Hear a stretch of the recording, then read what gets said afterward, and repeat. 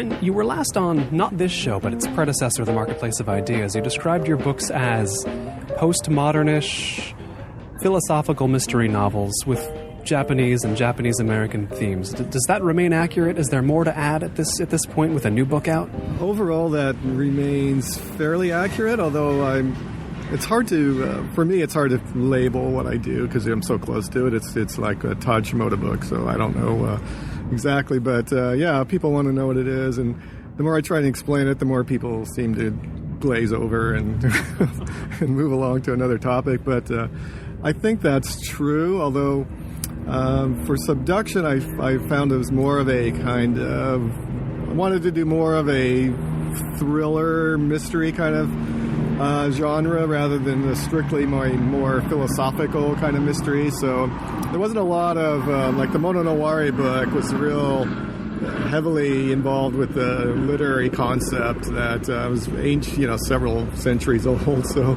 but the Subduction book is more of a straightforward kind of plotting as far as, well, in the mystery vein, with a lot of turns and red herrings and page turning plot devices, I would say, but it's all tied up also in an ancient Japanese myth.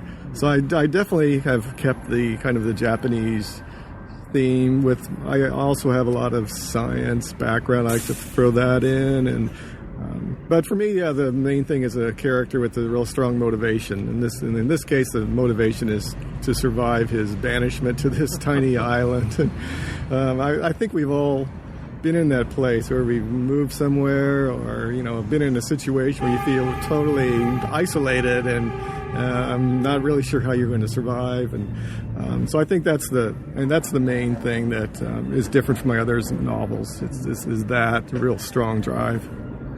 It is Notebook on Cities and Culture. I'm Colin Marshall, and as you can maybe hear behind us, we're sitting in downtown Los Angeles, specifically Little Tokyo. I'm speaking with Todd Shimoda.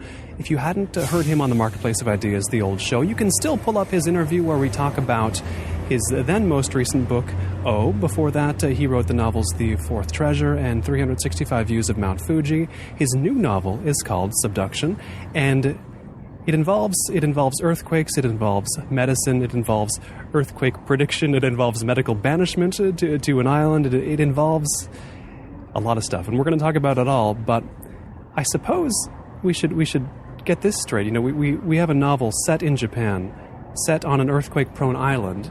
We had the earthquake last year in Fukushima. That wouldn't have been enough time to say to yourself, I should write a novel about an earthquake, and then write a novel like Subduction. So where does the earthquake theme date from in your own work, the work you've been doing in the background behind the published work? Well, actually, I wrote a novella called Subduction in 1998. It was about 2 or 3 years after the Kobe earthquake.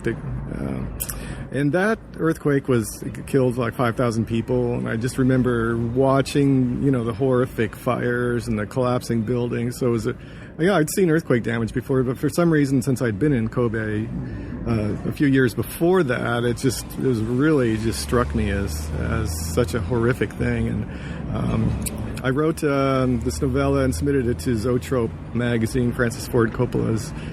It's kind of his way of getting new story ideas for movies, and it finished up, like around in the top 3 for this competition, and it got a lot of good feedback, but I didn't get it published to them. So then I started to turn it into a novel, off and on for a few years, and it grew to a huge novel of about 120,000 words. It just overbloated. I had an agent. We were working on it for a couple of years, and it was just torture for both of us. We both kind of just eventually just stopped talking to each other because it was just such an awful experience. You knew something had to come out. You didn't know what. Neither of you knew. You tried to figure it out. No one could. Yeah, exactly right. There was something in the story that I just totally love about the small island that's going under a swarm of earthquakes, and but the earthquakes, of course, are just part of the problem with the governments.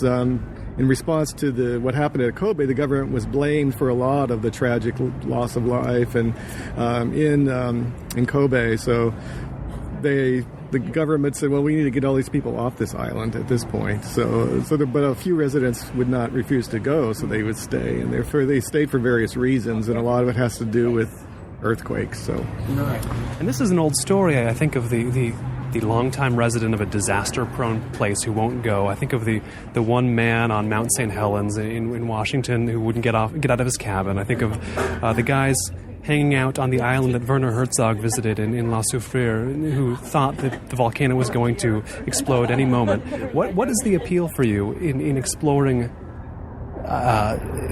people who are so rooted that they won't even, in the face of disaster, leave? I've always been moving around in my life, so I've never really been so tied to a place that I just couldn't pick up and leave. But it's really, so for me it was, why would these people stay? Why would they? What's their motivation for staying on this tiny, godforsaken island in the middle of nowhere? And it's undergoing a lot of earthquake damage, and it's getting worse. And the government is not providing them any kind of help.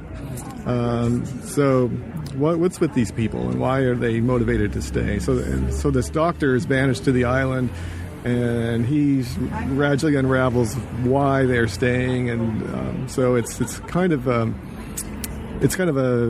I would say on a psychological level, what drives people to be so obsessive about what they do and where they stay, and how somebody coming in from the outside views that, and how it affects that person's own life.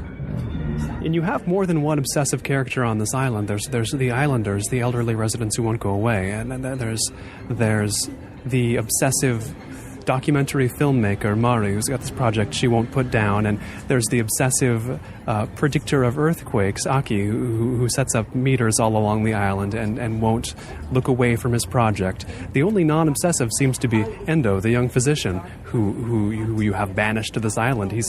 He practices medicine, but you wouldn't call him obsessed with his craft, would you? No, not at all. He finished last in his med school class. He was a first-year resident when a case went badly.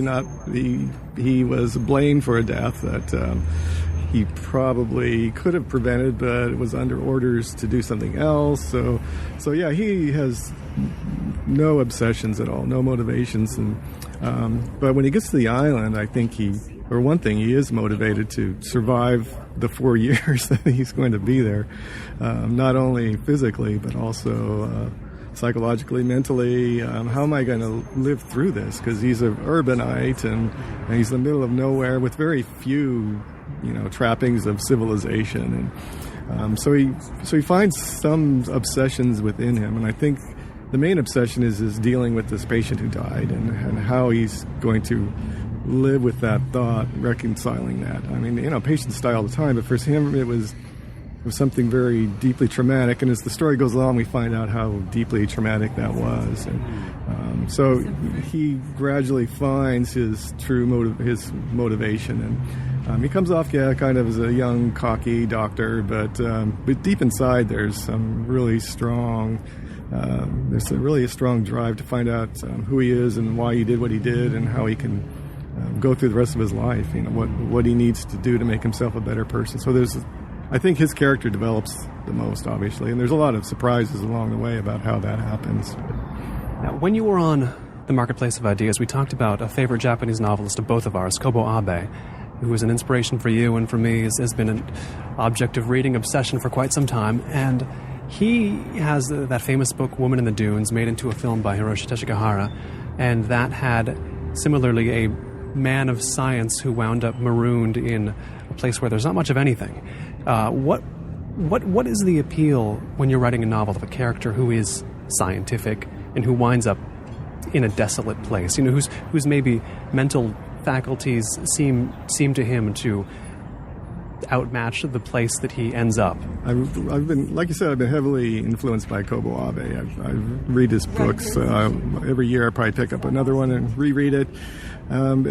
He was a doctor, a medical doctor, but he didn't practice. I'm not exactly sure what happened, but he wouldn't have been a good doctor. But so he does have some science in his books, and I've also studied science and engineering, so it was that background. And for me, it's the logical rational kind of outlook on life, but when you're dealing with human beings, we're completely irrational and illogical a lot of the time. So it's kind of that fight between the two kinds of cognitive thinking and even subconscious feelings that are always at war, I think, and it really makes us human beings, and really adds to our complexity as a species. And so I like to push that as far as I can, as far as, really finding the outer limits of the boundary of that, and see where we are as far as how rational we are or how irrational we are, and what kind of combination makes for a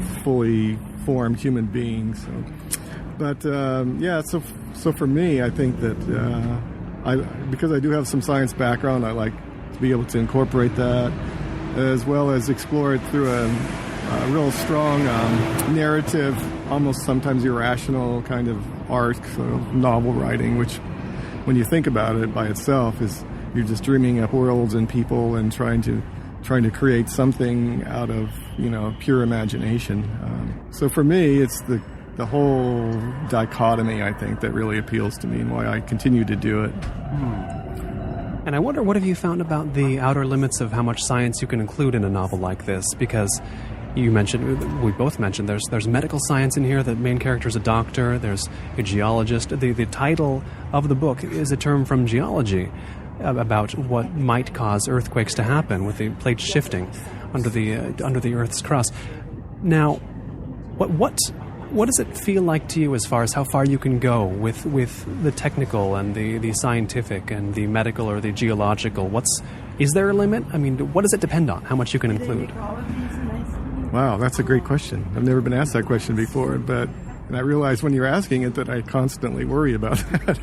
Well, you work in one set of pages, facing pages that are all about the Japanese earthquake scale, and certainly I didn't feel like, I should skip this. It seemed like that's something, you need to read this. This is actually going to be important, and somehow you convinced me of that. I just wonder how. Yeah, that's, I think whatever I do put in, it goes through a lot of thought processes, and some of it maybe actually subconscious, just kind of a feeling of, what is important? Why am I putting this in here? Because people read novels for a lot of different reasons, and one of them is not to learn about the geological process of subduction, I wouldn't think. So, but on the other hand, it's really tied integrally into the plot.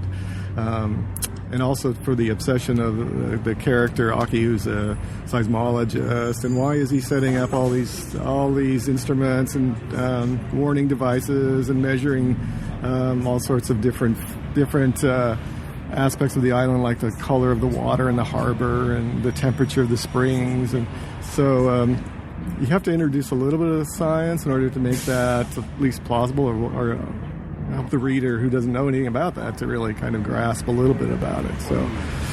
So yeah, there's a really fine line, I think, and I'm pretty sure that I put in what I need to put in. I think in the Fourth Treasure, which is a lot about neuroscience, I probably went overboard a little bit too much, but put them in. I put some sidebars in of Tina's story, and she had kept a notebook from her classes, and a lot of it was even down to like the chemical formulas of certain neurotransmitters. Right. And, that was probably stupid. Well, you read that and you think the author probably knows what he's doing. I mean, if he includes this, maybe I can trust that he at least did his research. Yeah, right. Yeah, so there was that, and it was written in a sidebar, so it wasn't like integral to the story. And if you're in a neuroscience class, you're probably going to write down the chemical formula of the neurotransmitter. You probably need to know that in your medical exams. But I did end up throwing out a lot of the research that I did. I actually spent a semester in a medical school class, so I just to understand how doctors think and talk and see what their emotions are and the kinds of science they need to learn. And what class was that? What did it cover? It covered neurobiology, and it was done at a problem-based learning style. So the professors would not actually lecture; they would actually bring in a patient or a paper patient and say, "Here are the symptoms. Now, go out and break into teams and try to diagnose this case." It was a lot like like House, the TV show. So it was very fascinating.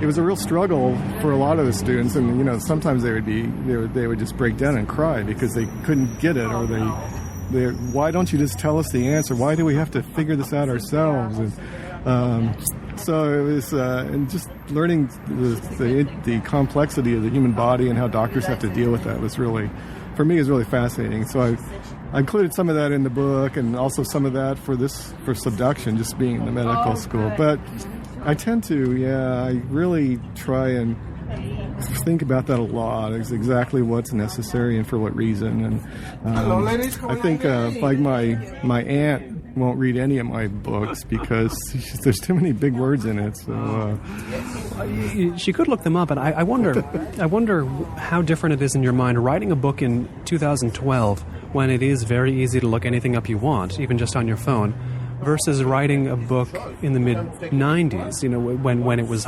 possible, but harder. I mean, is that in your mind has that opened up a possibility for you in writing that people can easily find things out, that they won't just throw the book down probably unless they're your aunt? I always write it assuming that they won't have to look anything up unless they're really interested in learning more about it. But yes, from a writing point of view, I used to have huge folders full of clipped files and things. Now I don't even have the time or resources to do that. So a lot of bookmarks, webpage bookmarks kind of research. But I think we talking about doing a book where you can actually have your QR code scanner, so there would be like little QR codes, and you could, like, if you come to a place in the book that you want to know more about, you can just scan that and go to a website. But it brings to mind the sort of initial concepts for your first novel, 365 Views of Mount Fuji. That's sort of just like hypertext, right? Where this was the dream of 1993, right? Where you could just click on something and find out all about it. Yeah, that book was written in a hypertext program called StorySpace. It was a precursor to like an HTML editor, and the book is written in like 100 to 150 word segments because that's what would fit on a screen comfortably. And so it was really written for a CD-ROM where there'd be multimedia, and you could click around to the story and go down different paths. And so those books are, reading those kind of stories kind of went out. They were a novelty for a few years, but nothing really came about it. So we turned it into a real print book. But for me, I think hypertextually. For me, hypertext was really a natural kind of way of going about learning stuff, is that you follow your interests. And I think that ebooks can do that now pretty easily. You can just click on a link and get a definition. But on the other hand, I'm torn because I want really the novels to be engrossing in themselves and not really, you're in a world, you don't need to go outside of that world. So. And as well, with the print edition of Subduction I have here, I mean, as well as your previous novel, O, as you can see, and as you know from no doubt having put a lot of thought into it, it's a lushly made book. It's a piece of visual art as well as a piece of textual art. You would gain something by literally having it in a hypertext type platform, but you would also lose a lot of what this is. It's sort of it's a non-resolvable trade-off, isn't it?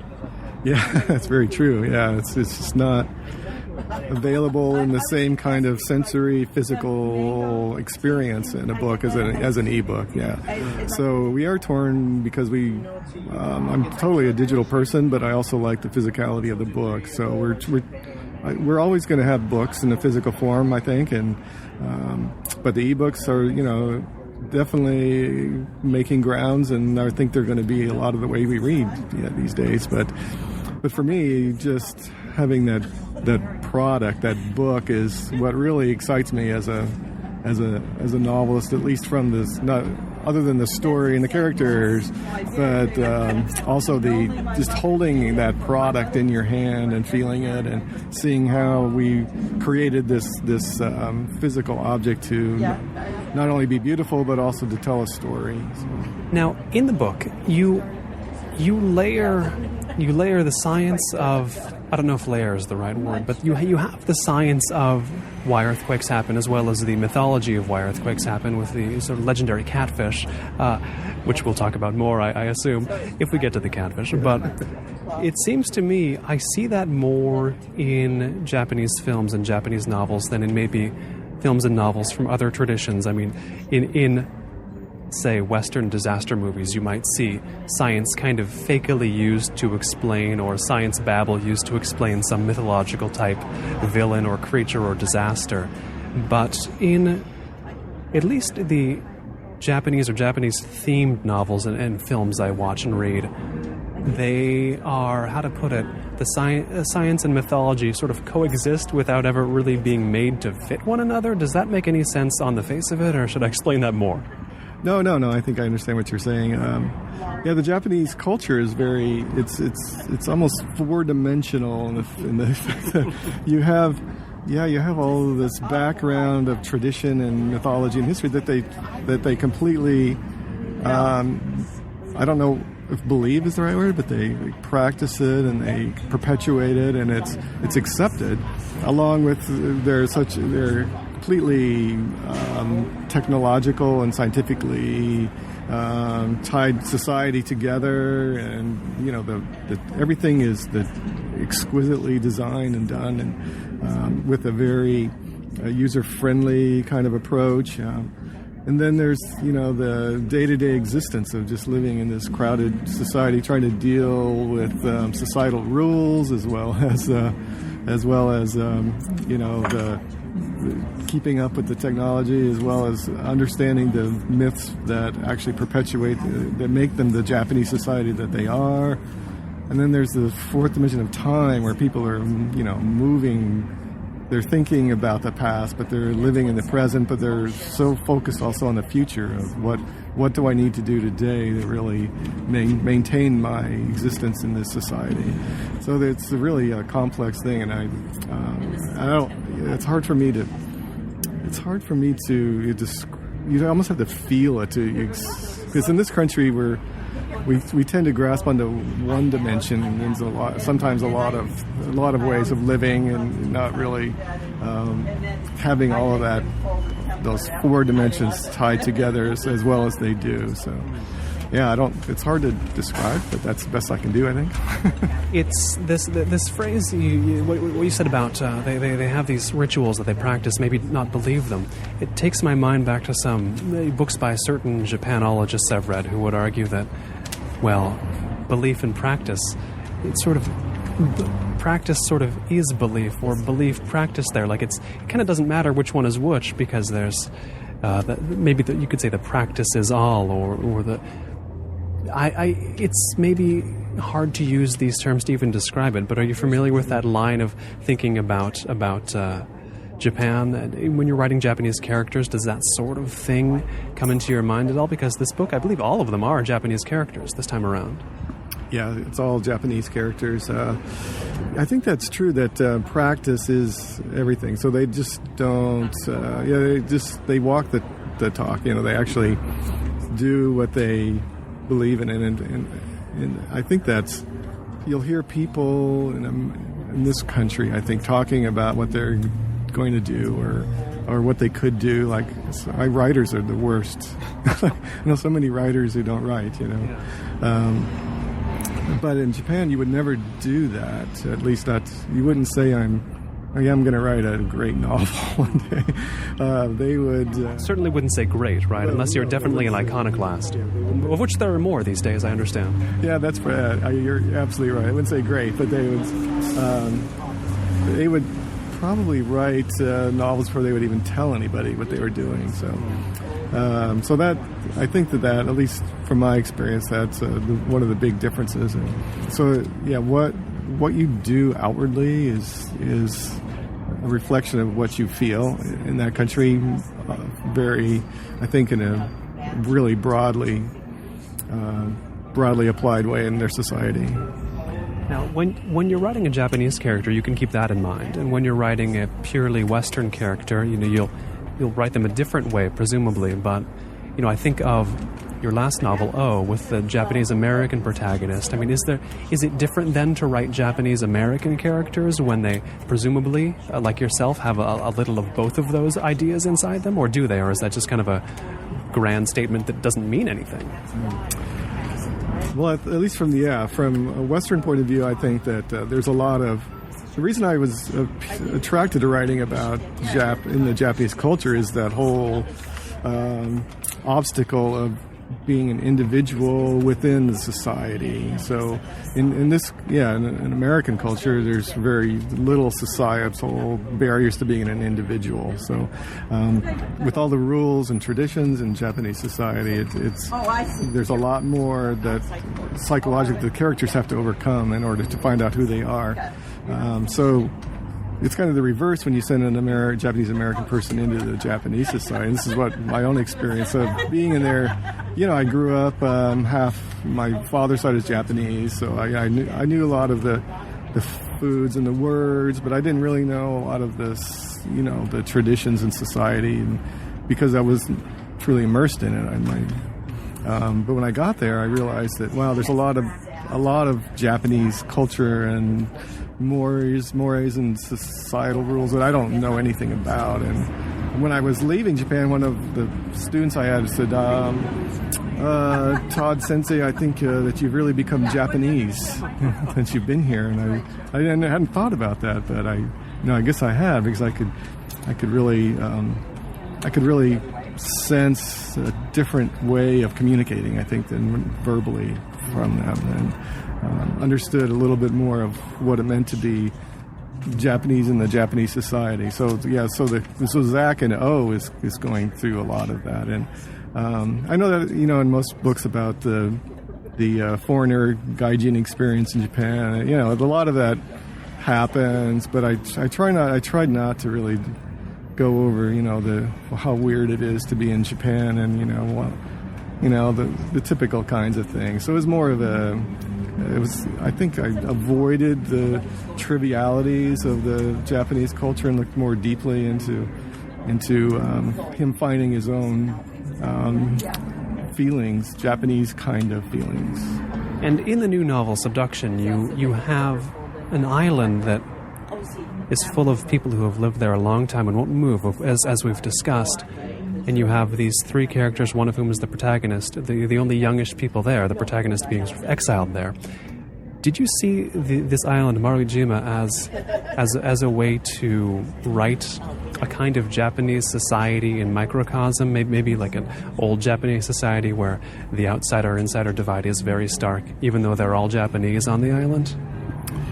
I don't think I really thought of it as a microcosm of Japan as a whole, but I think that for me, it was more of the mystery of exactly who these people are and why they're still there. So it's more of a motivational kind of thing rather than this is the way Japanese society is, and if an outsider comes in. So I tried not to. I don't think I actually dwelled on that a lot, but so it was for me it was the really strong personal motivations that could be from any society, but in Japan those things tend to be stronger, at least for these elderly people. It can't be almost easy to forget that all the characters are Japanese here, because they're in their own world, aren't they? It's almost, you could almost take all references to Japan out, and people could read it still smoothly. They wouldn't be like, now who are these people? Why are they like this? I don't quite know how would you have thought of it. There's this human universality. It's almost mythological in the way that people are on this island. It's got the universality of myth, but then it's also, nobody would say that doesn't sound like Japan. Was that a balance in your mind? How universal can I make this? How distinctly Japanese can I make it? Or was that a question completely aside from the writing? Yeah, that's a good question. Also, I try to not focus on a lot of the Japanese-ness of the story. So And I've been told by some people who read or lived in Japan or been to Japan, they would say that these characters don't seem Japanese, because I've stripped out a lot of the formalness of the way they would. So if the doctor would come to an island, there would be a lot different reactions. It would be more formal to him and not so, almost antagonistic to him. Right. Endo gets not really a reception at all. Right, yeah. In fact, they think he's a government agent, So you're right. I do try to make it a little more universal as far as how people would react to this certain situation, and I really find it kind of boring to do a lot of the novels from non-Japanese really dwell on the formal bowing and exactly how they would greet each other and how they hold their teacups, and I find that that's not really what I'm after. Novels about Japan by non-Japanese have a generally awful literary reputation too. I mean, that had to weigh on you a little bit, like people have messed this up a whole lot in the past. Yeah, it really does. There's very few that I find that really appeal to me, and I think that reading Kobo Abe has really helped me, because a lot of his, and even Haruki Murakami to a degree, is it's more of a universal international style that doesn't really require a lot of this idea of, we're in Japan and it's a very exotic culture, and it's not necessary to the story and characters. So that's what I try and do too. And indeed, Murakami, he's translated into almost every language people read in, and he seems to be beloved almost for his lack of particular Japanese-ness, isn't he? I mean, there's this universality you wouldn't expect, or I already used universality to mean something else. There's an internationality, I suppose, that you wouldn't expect from somebody from a country like that.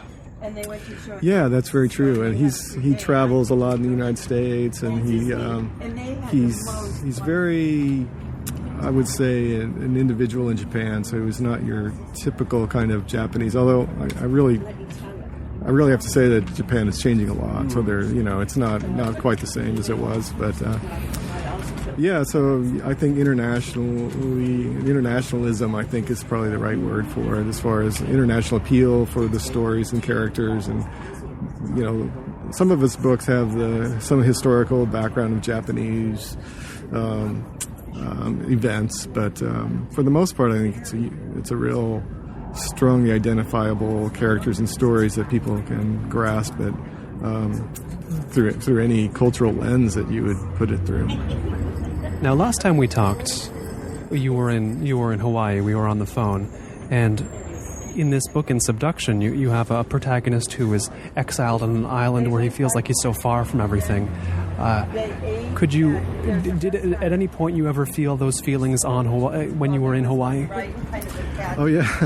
Well, I lived on Kauai, which is the least populated major island. So, and I never felt. You hear a lot of people get island fever. They feel so isolated. And I never felt that so much.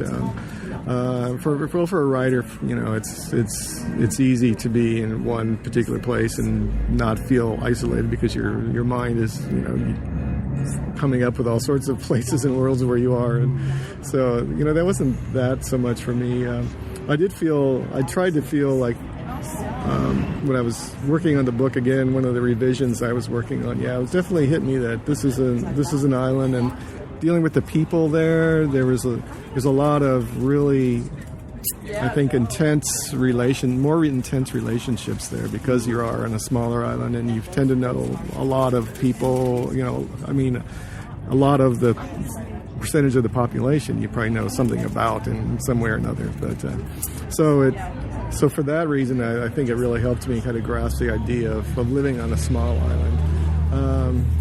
My grandmother was born on a big island, so I had some Hawaii roots. So it felt a little bit like home too. So it didn't really help me on the outsider point of view, because I felt more like an insider there. And I really found that I needed to kind of get back to the mainland at this point in my career, just to be available more for doing literary events and that kind of thing. You had to feel like you were missing something, having lived in San Francisco, Berkeley, even Tokyo, and then being in the middle of the water, effectively. I mean, did it not? Yeah, I tend to do that, though. I tend to go from one extreme to the next, like urban to really, rural, or even or suburban. So I kind of need I guess I miss something that I need to have at that point. So I don't know exactly what the problem is there. I'm not sure. I think keep the pendulum swinging back and forth. That's what it is.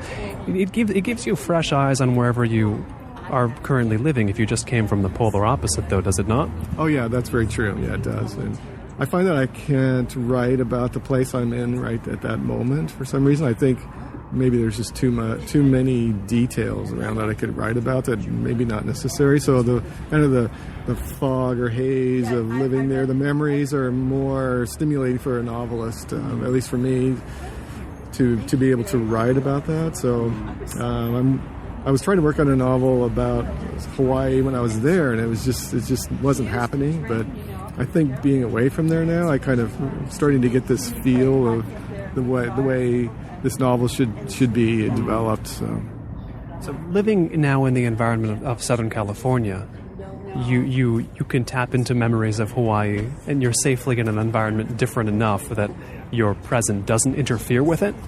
Living here I'm really not quite sure how it's going to affect me yet. I finished revisions of Subduction here, so that helped. I think being away from Hawaii, I think that helped finalize that. And I finished Why Ghosts Appear, my next novel that's coming out in a year. I just finished the revisions on that here. So, and here it's really multicultural, and I actually lived in Mexico and learned Spanish. So I actually have more of that background and started out in Japanese. So here there's that.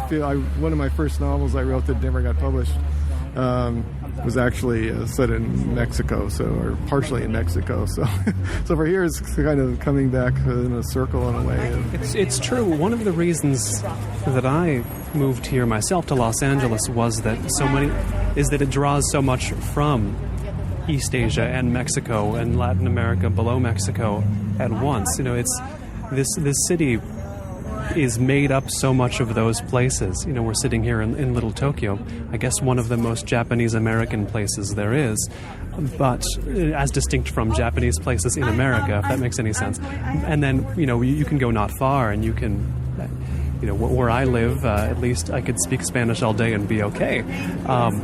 Do you think that you'll be able to draw directly from those influences being here in Southern California? I mean, is that something you can look at with your novelist's eye and say, excellent, these are two cultural strains that I have experienced and that now meet in this region of the country that I'm in, and I can use this. Is that the way you feel about it at all? Oh yeah, that's definitely the way I feel about it. One of the books that I have in mind that I want to write is I spent a few years living in Las Vegas when I was growing up, and my dad worked at the Nevada test site. And I have this story idea of this Asian American who goes to work at the Nevada test site and he disappears. And so me or whoever the main character would be is trying to find his father after several years, and then ends up in Los Angeles and finds a lot of the cultural reasons why his father left. So yeah, I think that there's definitely a story for me here that I'm slowly working on in my mind, and just the richness of the cultural diversity is really going to be a key thing. Right now, the novel title is Kimo Goto Wong's America. So it's kind of his search for not only his father, but his search for America, or what that means to him. And I think this is probably one of the most ideal places to do that. How do you think the environment of Los Angeles, the urban environment here, what are the challenges of setting a novel in a city like this? There aren't so many strong Los Angeles novels from the last few decades. People always point to novels from the 30s, 40s, 50s. Usually it's nonfiction books to describe Los Angeles more recently, and even then those are getting on in years. I mean, What's so hard about writing a Los Angeles book, to your mind? I think it's probably because it's just such a fluid society, and people move between neighborhoods fairly easily. There's very little demarcation of, like in San Francisco, there's fairly strong demarcation of areas, and physically, but also society-wise. So for here, it seems like it's just a sprawling mess when you're first exposed to it, and so I think the problems are really trying to find some strongly identifiable neighborhoods that would really lend itself well to a story. I've just been reading Barbarian Nurseries by Hector Tobar, which is a great contemporary look at the differences in Southern California's societies and as well as the neighborhoods. So I think he's done a good job. But for me, the strong sense of place has always been integral to my story. So I really trying to figure out exactly how to make that work here when it seems so fluid. I know there are definitely pockets of certain kinds of neighborhoods and different feels, but for me, it's being able to insert character and narrative into those areas and make it seem authentic is going to be a really challenge.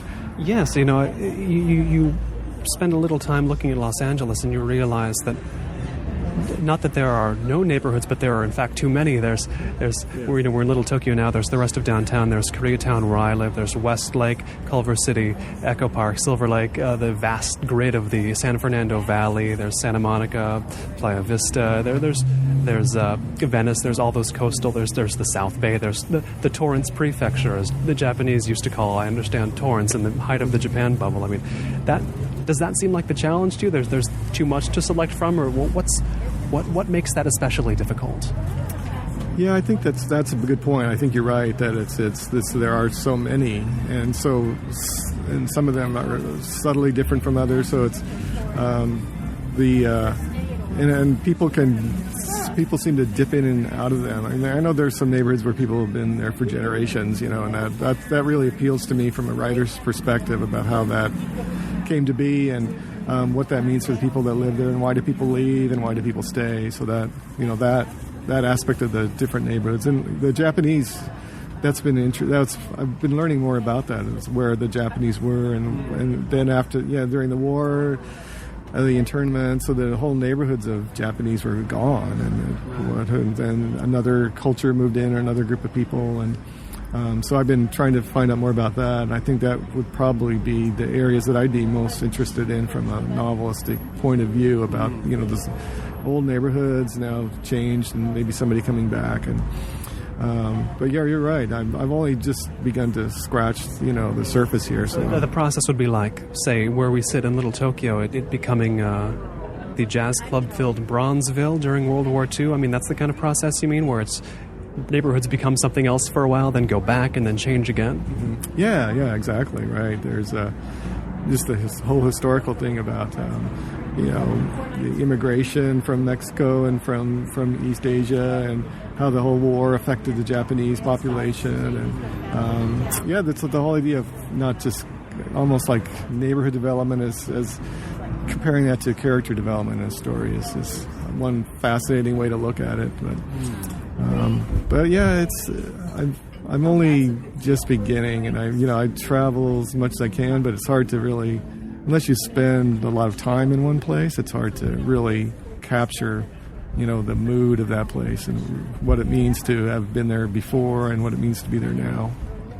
When I was finishing up reading the new book, Subduction, last night, a 1.8 earthquake hit over on the west side of Los Angeles, which made it to me in the central city, and I was thinking, wow, it's these places aren't maybe as different as I thought, this lonely island and this vast city where I am. I mean, the amount of moving, the amount of writing novels of different places, it has to make you think just as much about, the commonalities have to seem just as strong almost as the differences at a certain point, right? Those, maybe they seem weirder and starker, and you think, maybe you almost think about the commonalities more of these places that seem like they couldn't have less in common. Mm-hmm. Yeah, that's a good point. The physical isolation of people on the small island in Subduction is probably not as strong as their internal isolation from other people, and why they are so tied to this place as well as tied to the people that are still there. So, and I think that obviously that can happen in a big city. In fact, it maybe even more so. It's people talk about it here certainly all the time with so many neighborhoods that people never leave, or they just know where they live and where they work, and there's their islands. Those are their maruijimas. Yeah, exactly. So yeah, it's not necessarily physical isolation, but also a internal isolation that really, I think, is the strongest point of the Subduction story. As far as the physical isolation really ties it all together, and as the earthquakes are happening, there's no way off the island, at least not in a very quick way. And how this island is survived through generations and is slowly dying, and what it means for the people as well as for the island itself. So I think that's analogy to the neighborhoods here, and also internally how people, have gone in and out of society and sometimes become very isolated. I alluded briefly earlier to the mythology of the catfish living in the earth, causing earthquakes, and that's definite mythology, but you have to deal with a certain layer of mythology with any characters you're writing. I mean, it seems that way. For some reason, the character in The Fourth Treasure, the Western practitioner of Reiki, comes to mind. I think of that as he has a set of driving myths, perhaps about Japan, about Japanese culture, and I don't know. Is it too much to say that you might not be dealing with catfish that cause earthquakes, but if you're dealing with characters, you're always dealing with some mythical form of, shall we say, knowledge versus, say, scientific knowledge or practical knowledge? I mean, is that layer always there? Yeah, I think that's why I included the myth of the catfish, is that it's really a powerful mythology, not only of earthquakes, how they happen, which is, very obviously completely fictional, but and the god Kashima, who's trying to hold down the catfish with this rock, and I think we have those. We have those inside of us, these personal myths of, well, who am I really, and what do I have to do to become the person I want to be, and how do I restrain those things that I don't like, and how can I keep this rock on this giant catfish inside of me from totally ruining my life? But and then there's always the other gods who are trying to interfere or trying to help, and the whole catfish myth, I think, was, when I was reading about earthquakes, I came across that, and of course, wow, this really fits with the whole idea of the story. And I should say that the inside of the Subduction is a 16-page insert of this mythology, and there's a dozen or so different gods, and I have to say that I made up the story in a lot of ways. I mean, the gods are accurate, but the story I kind of created from different pieces of mythology. So if somebody's reading it as an accurate portrayal of Japanese mythology, I would say that please don't do that, because it's a fictional treatment of that. So, but it includes some delightful illustrations as well. I mean, maybe it's not whatever the actual mythology is, but look at, I love those I love those images of the catfish. Yeah, we actually, my wife Linda did the artwork for that, and we were actually going to get the woodblock prints of the catfish myths and all the other gods, and actually trying to get permission to include them in the story. And it's very difficult to really find the people that you can do that. Plus, we didn't have a lot of money to spend on getting rights. And she said, "Well, I could just create my own idea of how from these woodblock prints, and how I could reinterpret them, because since you reinterpret the story, I could reinterpret the woodblock prints." So it was so she created her own original artwork for that. And this book, Subduction, has quite a bit more, I wowould say, pieces of art per chapter than did your previous novel. Oh, it seems that way. But what is the thought process when you're writing a book and it's going to have a lot of art in it, and the reading experience is going to be filled with pauses to look at each piece? How does that affect the way you write a book? Does it affect it, or is there is it more of a sort of back and forth process where you have something written, okay, and you get a better idea of what the art's going to be? Well, now the pacing might need to change, or is it what is it a matter of to make sure the reading experience stays, I don't know if smooth is the word, but stays the way you want it to, even though you're working with multiple media in this book? Yeah, that's black magic that I find very difficult to explain. I don't think there are any rules that we follow at all. I know that I tend to focus on the story, obviously, and I don't really tie the story to the art in a literal way, although I guess the 365 views a little more, as far as because it was about a Japanese woodblock print artist, and then the Fourth Treasure because it was about a calligrapher, so there was calligraphy. But for O and Subduction, it's not quite as clear as far as how the art ties to the story. And I find that the more if I try and write to the art, it just doesn't work. It comes across as kind of too literal and too forced. So as far as the number and amount of illustrations, the book designers do that, and Linda works with them, and she actually had a larger role in the book design of Subduction. So there's she kind of has her own way of finding out which pieces of art go with the story, and she can explain it to me, and somehow, wow, how did you get that? No, that's very good. But so she has this way of, because we don't really sit down and say chapter 1 is about this, and she doesn't draw a chapter 1 illustration. No, it never's gone that way at all. We've done the separate writing and separate art, and then it comes together in the end with working with the book designer and her as far as which piece goes where. There's also the issue of the cost of producing the book, so you have to kind of know what kind of limitations are available for putting in a lot of artwork in a book, because it can get very expensive. So there's a balance of making it work with the story and price, and also how much Linda can get away with, because I'm sure she'd want to put a whole lot more art in. Now, this, of course, you're a partner in Shin Music Press, the press that put this book out, Subduction, and then the previous one, O, and one of the few presses I've seen capable of putting out a book design like this, it seems to me. And it's also a press whose books, many of them center on Japan, Japanese culture. Several do in New Orleans. They're partially based in Seattle as well, so one of the books deals with Seattle as well as Japan. Tell me, I'd never really thought about presses as having a sense of place before. Shin Music clearly does. And how important was that to you about joining up with this press, their sense of place, even beyond their design sensibility, but the fact that their books are geographically somewhere. They're never nowhere. Yeah, that definitely was an appeal. The first book I saw was their real strong design book about Japan with the essays and art, and that's the first book I saw, and I was blown away by that. And then as I got to know them more, as far as how they wanted to focus on the kinds of books they wanted to produce, they did have a strong. They wanted to tie into a place that, and for New Orleans, it was the publisher's brother was living in New Orleans at the time of Katrina, so that kind of started the whole line of New Orleans books, and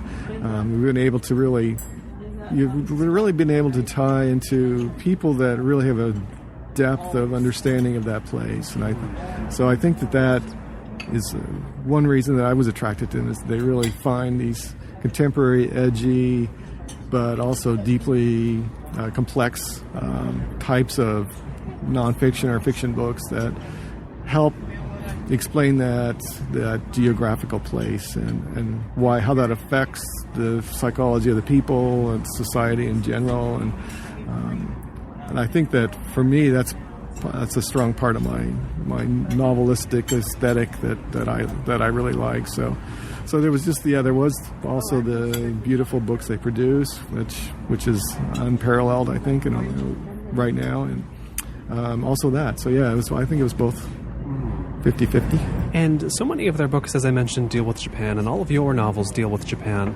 And I wonder how much you sense. I mean, it seems to me that there has, at least as long as I've been around, been a current of interest in Japan in the Western world that just doesn't go away. It stays there, and there's always going to be people interested in Japan.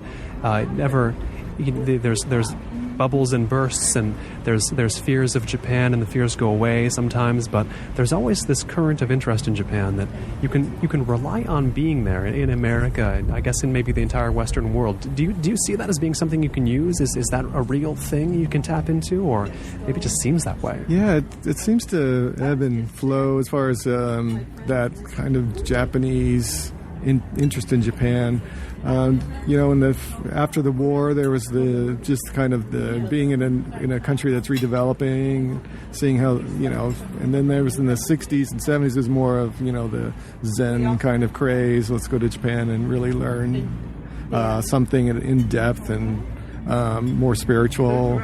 Then there was the 80s where people were there to make money because that's where all the money seemed to be, and now it's now it's more of a cultural kind of pop culture kind of craze. So kind of definitely has differences in how Japan's been the American interest in Japan, how that's what the motivation for that is, or how that's come to be, but. Japan is very willing to adapt to a lot of the Western things. So it's really in some ways you could go there and survive pretty easily, not knowing a lot of Japanese. But on the other hand, to get really into it, you really need to really get down to the level of understanding language and being more of an insider in Japan to really understand, and that takes a lot of time and effort. So, and I've heard that if you can say 200 words in Japanese, that's one thing. If you can say 200,000, people might not be quite as friendly to you. That's true, right? Yeah, you can't really, even when you're speaking to them fluently in Japanese, but you're not looking Japanese, they're not understanding. There's that kind of, I don't know how stereotyped that is, but that does seem to happen. But and I think the appeal for me, or I think the appeal for a lot of people, is just the real care and depth that the Japanese people go to in whatever they do, and really understanding Japanese art is also a way of understanding spiritually yourself, and how you can really take yourself to a different level of expertise, and so I think there's still that appeal, but a lot of it is just the Japanese sensibilities seem to have. Some of them seem to really ring with Americans that a lot of other cultures don't, because it's a little bit different, but it's still something that you can kind of see, kind of grasp. Yeah. Now, I have the new novel in hand here, Subduction, and I, of course, have the previous one, at home, and I think about the one you've alluded to coming up, the one even more inspired by Kobo Abe than these previous novels, but equally as designed, with just as much visual art involved in it, very much of a piece with your last two novels. But, I'm imagining these three books together. What do you want this, let's call it a trilogy, even though they're not contiguous stories. What do you want this trilogy to be? I mean, what's important to you about the way these three books might coexist when the third one arrives? I think that we are definitely trying to create a trilogy in this sense. And so you can see that the design of the covers are fairly similar, the Subduction and O, so the third one will be similar. So there's just like a three-set kind of thing. I don't know if you read John Nichols' trilogy, Log Road Beanfield War, Nirvana Blues, and whatnot. It was a New Mexico trilogy. He moved to New Mexico and had these three books that he did that really tied all together as far as his understanding and how he came to know New Mexico, that area. So for me, I think these three really tie together my own depth of emotional reaction to Japan, I would say. From an outsider's point of view, like, Japanese American going back, but also living in Japan. And then my my complete love for Kobo Abe's work. So those three things really are tied up in this book, and so it's almost my, I guess you could say, paean to Japan as far as how I was really, like you probably tell, I was affected when I lived there, just because, yeah. So I think that those three are the ones that really are going to tie together all different aspects of what I really learned and loved about Japan, and still do. I've been speaking in Los Angeles' Little Tokyo, downtown, with Todd Shimoda, author of many books. The newest is Subduction, previous was O. Before that, we had The Fourth Treasure and 365 Views of Mount Fuji, and with a new one sometime in the near future. Keep a watch for that. Todd, thanks so much for taking the time today. Great. Thank you, Colin. It's always a pleasure to talk with you. You're definitely one of the best interviews in the business. So I hope you get lots of great response and fans from all over the world. Well, thank you. And this has been Notebook on Cities and Culture. I've been Colin Marshall. You can keep up with the cultural creators, internationalists, and observers of the urban scene on the show at colinmarshall.org. Thanks. And special thanks to the people backing this season, including Aidan Nullman, Andy Cooney, Ben Bartley, Brian J. Dell, Doubt Us Artwork, Greg Bigelow, Greg Linster, Henry Coronin, Umberto Grant, James Faber, Jonathan McCalmont, Mark Larson, Matt Warren, Mia Muratori, Nicholas Croft, Paul Doyle, Ray McGuire, Rob Motz, Robert Foley, Roberto Medri, Samuel Hansen, Sean Dudley, Small Demons, Stephen Ingles, Steve Himmer, TSD, and Wayne Wright.